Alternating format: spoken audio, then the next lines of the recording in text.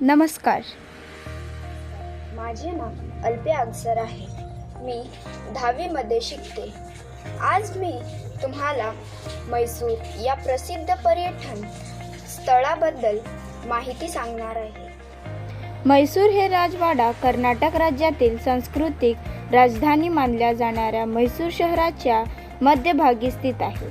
या शहराला महालांचे शहर असेही म्हणतात.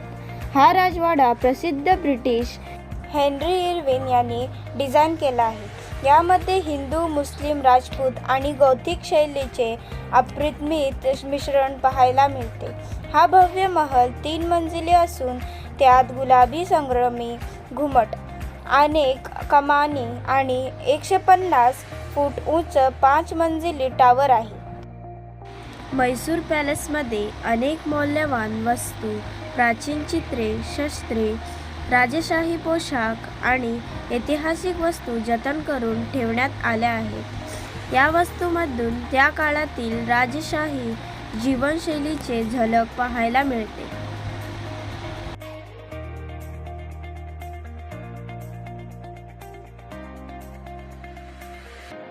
ही अंबारी पूर्णपणे शुद्ध सोन्यापासून बनवलेला आहे.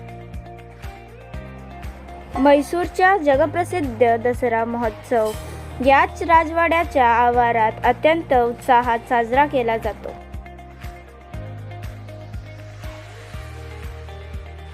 रात्रीच्या वेळी जवळपास 1 लाख दिव्यांच्या प्रकाशात उजळून निघतो, ज्यामुळे तो एखाद्या सोन्याच्या महालासारखा चमकतो.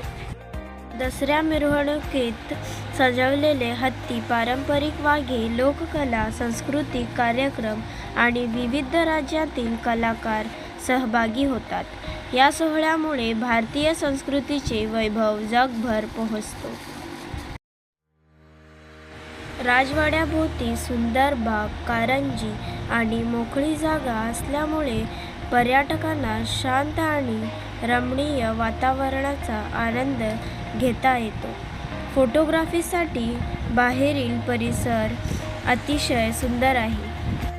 म्हैसूर शहर ही अनेक पर्यटन स्थळांसाठी प्रसिद्ध आहे. जवळच्या चामुंडी टेकडी, सेंट फिलोमिना चर्च, म्हैसूर प्राणी संग्रहालय आणि वृंदावन गार्डन यासारखी आकर्षक ठिकाणे आहेत. त्यामुळे पर्यटक एकाच प्रवासात अनेक ठिकाणा भेट देऊ शकतात.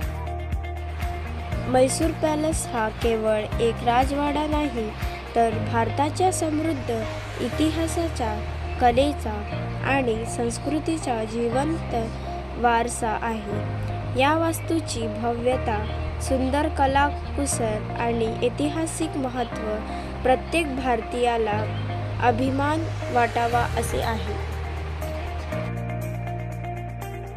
म्हैसूरला भेट दिल्यावर खालील पदार्थ नक्की चाखावेत. म्हैसूर पाक हा म्हैसूरचा सर्वात प्रसिद्ध गोड पदार्थ. म्हैसूर मसाला डोसा,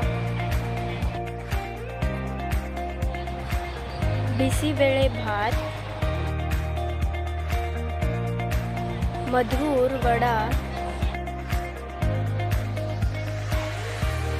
रागी मुद्दे,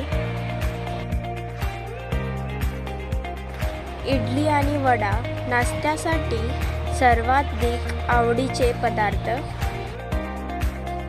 फिल्टर कॉफी म्हैसूरची सुगंधी आणि पारंपरिक कॉफी आहे.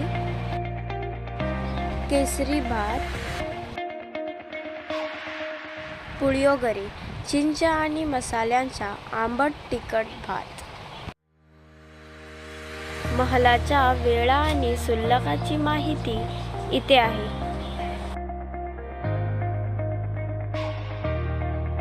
जर तुम्ही कर्नाटक प्रवास करत असाल